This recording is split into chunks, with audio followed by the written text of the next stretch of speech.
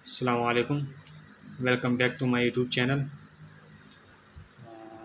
जैसे कि आपको पता है और मालूम है कि हम जब भी कोई नई वीडियो बनाते हैं तो हम एक नए एडवर्टाइजमेंट के साथ हाज़िर होते हैं। तो आपको दिखाई भी दे रहा है कि मैंने एक नया वेबसाइट ओपन किया हुआ है जिसका नाम है इंस्टीट्यूट ऑफ स्ट्रेटेजिक स्टडीज़।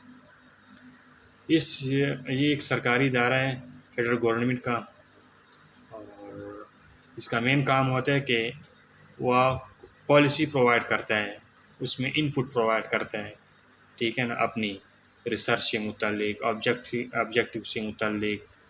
जैसे कि आपको दिखाई दे रहा है इसमें ग्लोबल ग्लोबल जितने भी इशू हैं वर्ल्ड लेवल पे,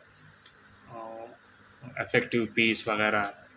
जिस तरह ग्लोबल में जो हमारी इंस्टीट्यूट है, ये जो इदारा है, ये following region and area of research, in area or in reason के ऊपर वो रिसर्च करते हैं हमारा ये इदारा, जिसमें south Asia, China, Japan, Asia Pacific, Afghanistan, central Asia, Iran, middle east, United state, United nation, ये वो जो है ना रीजन हैं और एरिया जिनके ऊपर रिसर्च करते हैं।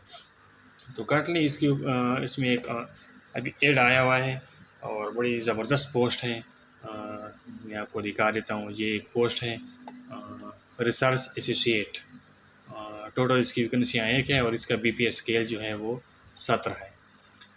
तो application are invited to fill the following vacant post. इसके लिए एप्लीकेशन दरकार है, ठीक है ना, जो पोस्ट है on regular basis initially with probation for the period of 6 month. सबसे पहले जो है ना ये 6 मंथ के लिए आपको रखेंगे और उसके बाद आपको रेगुलर कर देंगे, ठीक है ना, जब आपकी कारकर्दगी अच्छी होगी, ठीक है ना। तो इस पोस्ट का नाम है रिसर्च एसोसिएट, बीपीएस 17 इसका स्केल है और एक पोस्ट है। और इसका जो क्वालिफ़िकेशन, एज और एक्सपीरियंस और पब्लिकेशन मांगी गई है। क्वालिफ़िकेशन इसके लिए आपकी 16 साल आपकी क्वालिफ़िकेशन होनी चाहिए, यानी 16 साल आपकी, यानी मास्टर आपकी एमएससी मास्टर आपकी होनी चाहिए, और वो भी आपकी आईआर में होनी चाहिए। आईआर किसे कहते हैं? इंटरनेशनल रिलेशन, ठीक है ना। पॉलिटिकल साइंस में अगर होनी आपने की है मास्टर, या आईआर में किया है, ठीक है ना, या डीएसएस में किया, या पीस एंड कॉन्फ्लिक्ट स्टडी में किया हो, ये भी एक सब्जेक्ट है। डिफेंस एंड डिप्लोमेटिक स्टडी, ये भी एक सब्जेक्ट है, इसमें अगर आपने मास्टर किया है, या or any comparable discipline with particular focus on the India South Asia with the prefer, ठीक है ना, या पार्टिकुलर जिस तरह इंडिया साउथ एशिया इससे मुतलिक अगर आपने कोई मास्टर किया हो तो तब भी आप एलिजिबल हैं इस पोस्ट के लिए। इसमें जो दूसरी चीज़ उन्होंने बताई एज का, कि age should not be over 35। Age आपकी 35 साल से ज़्यादा नहीं होनी चाहिए, ठीक है ना। 5 एज जनरल एज रिलैक्सेशन भी है इसमें इंक्लूडेड, ठीक है ना। 35 साल से आपकी ज़्यादा एक्सपीरियंस नहीं होनी चाहिए, एज नहीं होनी चाहिए, ठीक है ना, सॉरी। और इसके लिए जो एक्सपीरियंस मांगा गया है, ये पब्लिकेशन एक्सपीरियंस आपका 2 साल का होना चाहिए कम से कम रिसर्च के ऊपर, ठीक है ना। रिसर्च एक्सपीरियंस आपका 2 साल का होनी चाहिए किसी भी इंस्टीट्यूट में, यूनिवर्सिटी में, ठीक है ना। और आपके पास 2 रिसर्च पब्लिकेशन पेपर आपने इशू किए हों, और वो भी एचईसी से रिकग्नाइज होने चाहिए, वो जनरल, ठीक है ना। उनकी वेबसाइट के ऊपर अवेलेबल आपके होने चाहिए वो रिसर्च पब्लिकेशन, ठीक है। इसके लिए जो अप्लाई का तरीक़ाकार है, हाउ टू अप्लाई का तरीक़ाकार ये है कि फेडरल लेवल पे जितनी भी सरकारी वैकेंसियाँ आती हैं ना, तो वो जिस डिपार्टमेंट में आती हैं तो वो सबसे पहले एनजीपी को ये एडवर्टाइज देते हैं। एनजीपी का मतलब होता है नेशनल जॉब पोर्टल।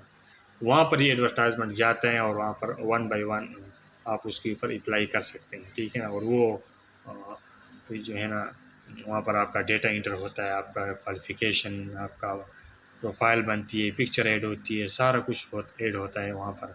उसका तरीक़ाकार भी मैं बताता हूँ आपको आखिर में, किस तरह आपने अकाउंट बनाना है, ठीक है ना। 15 दिन के अंदर जो है ना, वो आप इसे एनजीपी के वेबसाइट पे जाएंगे और आप वहाँ से अप्लाई करेंगे ऑनलाइन। एप्लीकेशन जो है ना, वो आपने हार्ड फॉर्म में नहीं सेंड करनी, क्योंकि उन्हें ऑनलाइन अप्लाई का कहा हुआ है, तो आपको सिर्फ ऑनलाइन अप्लाई करनी है। इस वेबसाइट पे जाएंगे NGP.gov.pk, और थर्ड नंबर पे जो जितनी भी शॉर्ट लिस्टेड कैंडिडेट होंगे उन्हीं वो ही टेस्ट और इंटरव्यू के लिए बुलाए जाएंगे, ठीक है ना, कांटेक्ट किया जाएगा।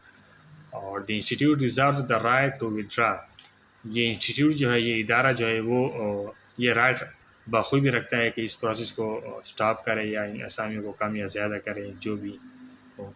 और टेस्ट और इंटरव्यू के लिए जो आने वाले उम्मीदवार हैं उनको कोई TDA नहीं दिया जाएगा। तो असिस्टेंट डायरेक्टर HR की तरफ से ये एडवर्टाइज जो है ना पब्लिश हुआ है। तो अभी जाते हैं NGP के वेबसाइट के ऊपर। ये NGP का वेबसाइट है, जैसे कि आपको देख रहे हैं, दिखाई दे रहा है, national job portal government of Pakistan. यहाँ पर अगर कोई भी कैंडिडेट अगर फर्स्ट टाइम अप्लाई कर रहा है, उसका अकाउंट नहीं बना, तो वो सबसे पहले साइन अप पे जाएगा। जिस तरह यहाँ पर आपको राइट साइड पे कॉर्नर पे नज़र आ रहा है, सबसे पहले आपने अकाउंट टाइप में कैंडिडेट साइन अप पे क्लिक करना है, और सेकंड नंबर पे आपने CNIC पुट करना है, थर्ड नंबर पे अपनी ईमेल पुट करनी है, और फोर्थ नंबर पे अपना स्ट्रांग सा पासवर्ड आपने यहाँ पर लिखना है। जो यहाँ पर लिखेंगे रीटाइप में भी आपने वही लिखना है, और उसके बाद साइन अप के ऊपर क्लिक कर लेंगे। जब इसके ऊपर आप क्लिक करेंगे तो आपका अकाउंट बन जाएगा, और वापस आप आएंगे, साइन इन के ऊपर भी क्लिक करेंगे।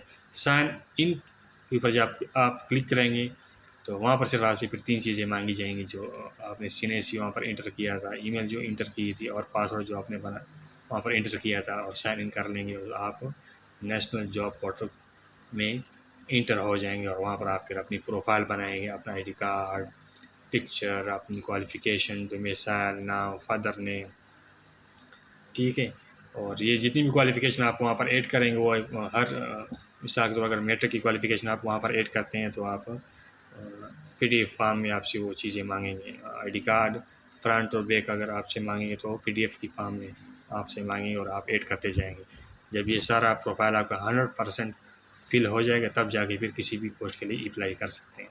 तो ये थी आज की एडवर्टाइजमेंट की डिटेल, जो institute of strategic studies Islamabad sector F52 Islamabad में ये पोस्ट आई थी, जिसका नाम था रिसर्च एसोसिएट, और BPS 17 इसका स्केल था, टोटल 1 वैकेंसी थी। तो इसकी डिटेल हम ये बखूबी समझ आ गया होगा, क्या क्वालिफ़िकेशन क्या थी, एज लिमिट क्या था, अप्लाई किस तरह करना है, कहाँ पर आपने जाकर अप्लाई करना है। तो मुझे दीजिए इजाज़त, इंशाल्लाह मिलते हैं नेक्स्ट वीडियो में किसी नेक्स्ट एडवर्टाइजमेंट के साथ। तो तब तक के लिए इजाज़त दें, खुदा हाफिज़।